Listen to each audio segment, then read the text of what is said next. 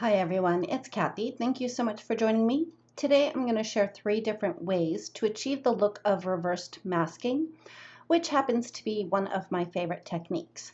For the first card, I'm going to do actual traditional reverse masking.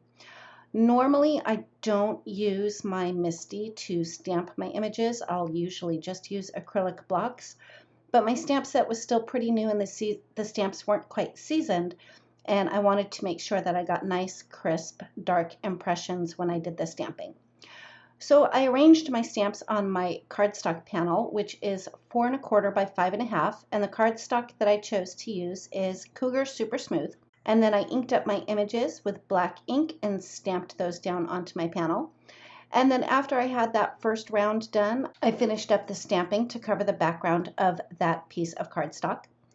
Next, I stamped all of the images that I needed to mask off on my cardstock panel. So I just used some masking paper and my little scissors and fussy cut out all the images. If you're not a fan of fussy cutting and you have a scan and cut machine, I'm pretty sure that you can run masking paper through your scan and cut machine as well.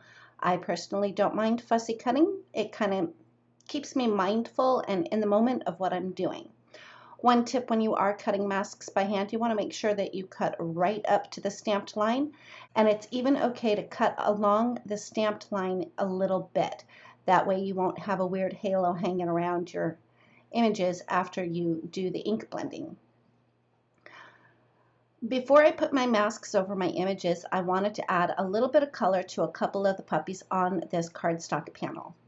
So I did very basic coloring with my Copic markers, and I'll make sure to have all of the colors that I used listed in the description below for all 3 cards. And to give you a little bit of background about the colors and the layout for this card, I was actually inspired by our grand dog tour's placemat.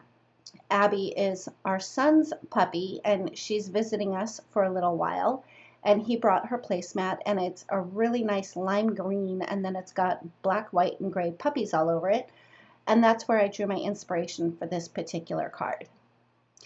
Anyway, after I had added a little bit of color to a couple of the puppies on my background panel, I started to put my masks in place. One tip when applying the masks is if images have smaller areas, try applying the mask in that area first. It's easier to line up the bigger portions than it is the smaller portions.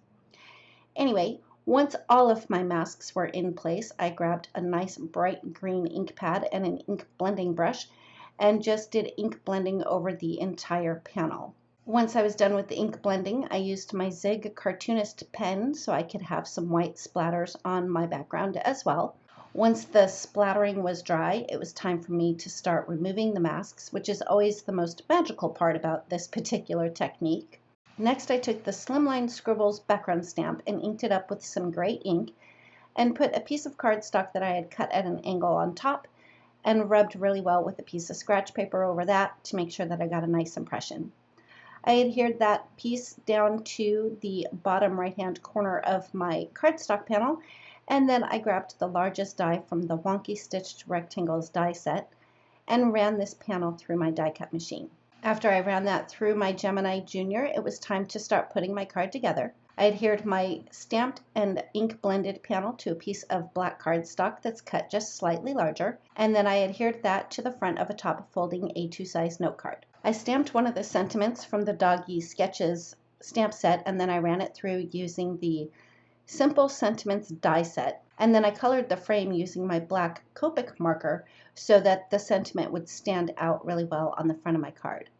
Off camera, I had colored this sweet little puppy with my Copic markers, and I cut her out using my scan and cut machine, and then I put a whole bunch of foam tape on the back side of her and adhered her to the front of the card. To finish it up, I added some matte black confetti and glazed lime confetti from This Calls For Confetti, and the final touch was to add a little sparkle to the flower in her hair using my Wink of Stella glitter pen. And that finishes up the first card for the reversed masking technique. And here's another look at the first card. Moving on to the second card, it's basically the same thing, only for this one you don't have to cut out any masks. All I did was I randomly stamped some images on a panel of cardstock, And then I just used one Copic marker to color all the way around all of those images. The trick for this one is to kind of outline your images with your Copic marker and then kind of color up and out from those images. And if you do get a little bit of your Copic marker in the white areas of the images that you want to remain white, you can always use a white gel pen to cover that up. I did add some white dots using my white gel pen to the background just to add a little bit more interest. And here's the finished card for my second sample.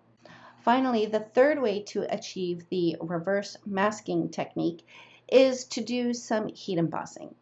I cut a piece of watercolor cardstock using the Extreme Postage die set, and I used painter's tape around the edge to mask it off before I actually did the stamping.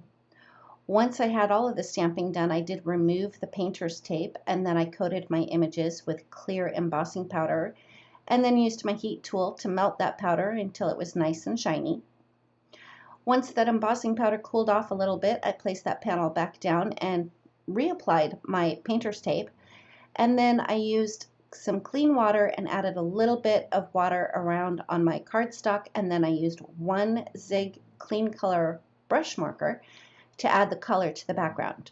Once I was done adding all the color to the background, I did let that dry completely before I removed the painter's tape. And here's a look at the finished card for the final card. Thank you so much for joining me. If you like this video, please give it a thumbs up. If you've not yet subscribed, we'd love it if you would. And don't forget to ring the bell so you're notified every time a new video is posted. Thanks again, and we'll see you next time.